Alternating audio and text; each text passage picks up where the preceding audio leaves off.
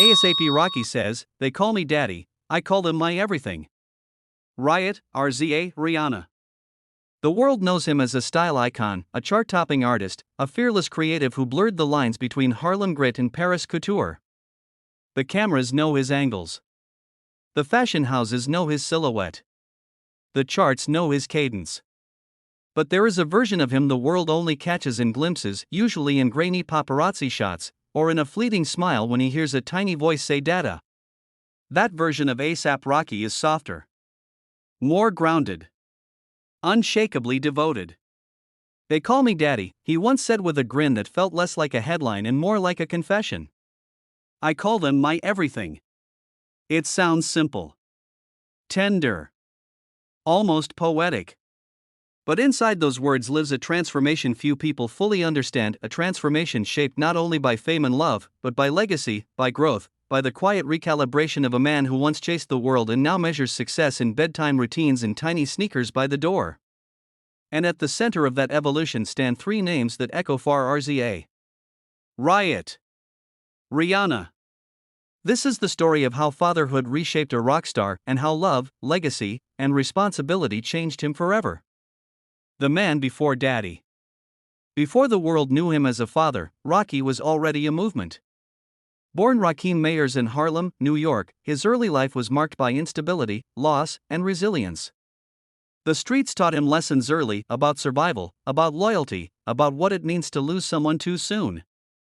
His father's incarceration and later death cast long shadows over his childhood. His older brother's murder was a wound that never fully closed. Those experiences hardened him. But they also sharpened him. Music became both armor and escape. It was a way to process pain without being swallowed by it.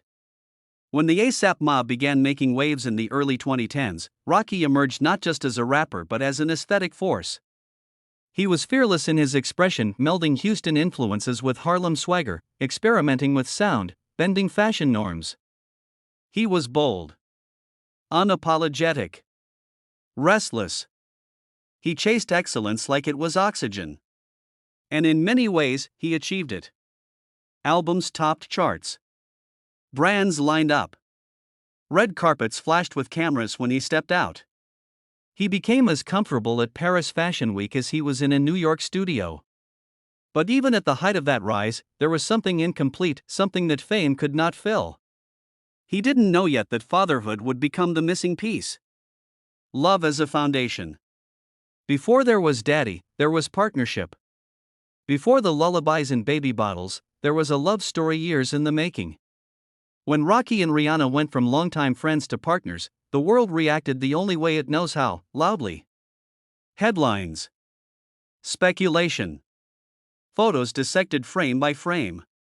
But for them, the shift was quieter. They had known each other for years. Shared stages, shared laughter, shared understanding. Their bond wasn't built overnight, it was constructed slowly, layer by layer, through mutual respect and creative admiration.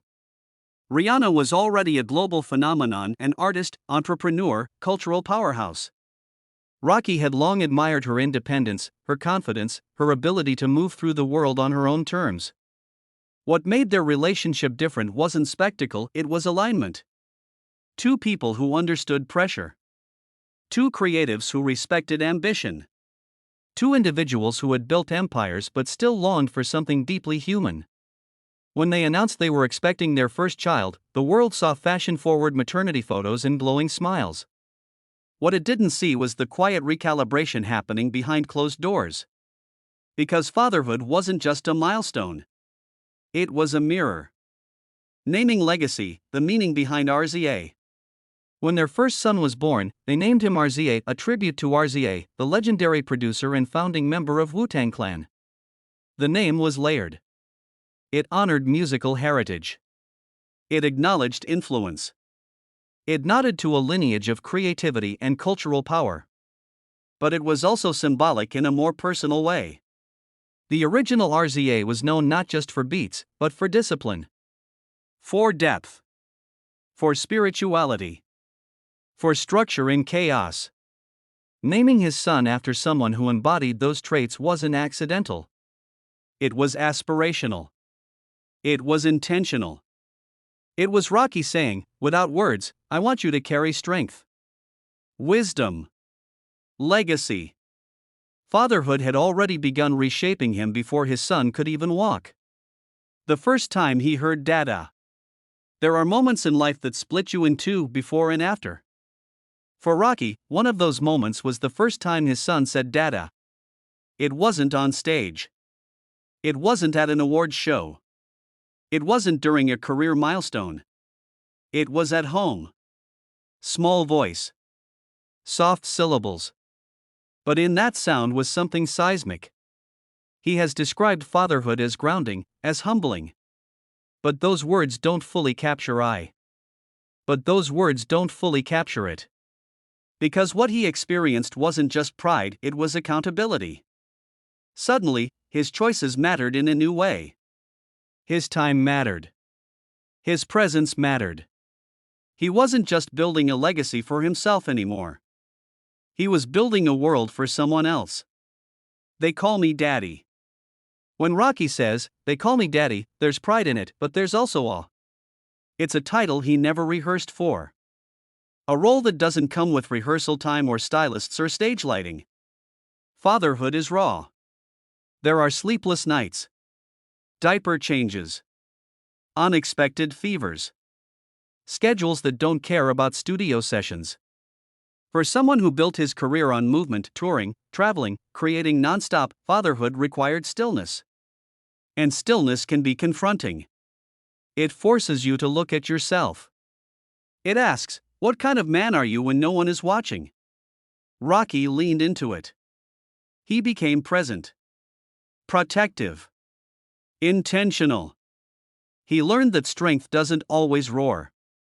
Sometimes it whispers bedtime stories. When their second son was born, Riot, the symbolism continued.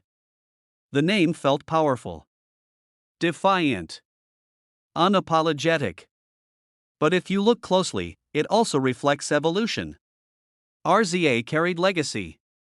Riot carried momentum. Two sons. Two energies. Two reflections of different aspects of their father. With two children, the responsibility doubled, but so did the love. Rocky once described fatherhood as a blessing that reframed everything.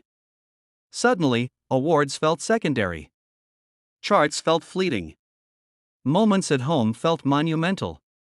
He wasn't just raising children. He was shaping futures. Redefining masculinity. One of the most compelling aspects of Rocky's evolution is how fatherhood reshaped his understanding of masculinity. Hip-hop has long been associated with toughness, bravado, dominance. And while those traits can coexist with vulnerability, they don't always leave room for it. Rocky, however, embraced a different narrative. He has never been afraid of fashion that defies traditional gender norms. Never shied away from expressing affection publicly. Fatherhood amplified that openness. Holding his son in public. Smiling freely. Speaking about love without irony. There's power in that. Because when influential men model emotional presence, it shifts culture. Rocky didn't abandon his edge. He expanded it. Partnership in parenthood. If fatherhood transformed Rocky, motherhood amplified Rihanna's already formidable strength. But what makes their story compelling isn't just individual growth, it's teamwork. Parenthood is collaboration. Late night feedings. Schedule juggling. Protecting privacy. Balancing global careers with intimate family life. They built a rhythm. Not perfect, but intentional. Rocky has spoken about admiration for Rihanna not just as a mother, but as a leader. Watching her navigate business meetings while prioritizing her children reshaped his own understanding of balance. They weren't competing. They were building.